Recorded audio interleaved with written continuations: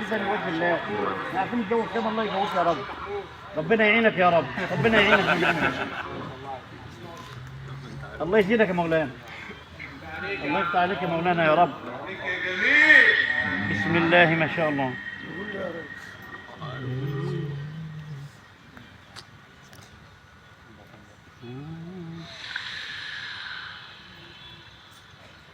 وهو القاهر فوق عباده ويرسل عليكم حفظا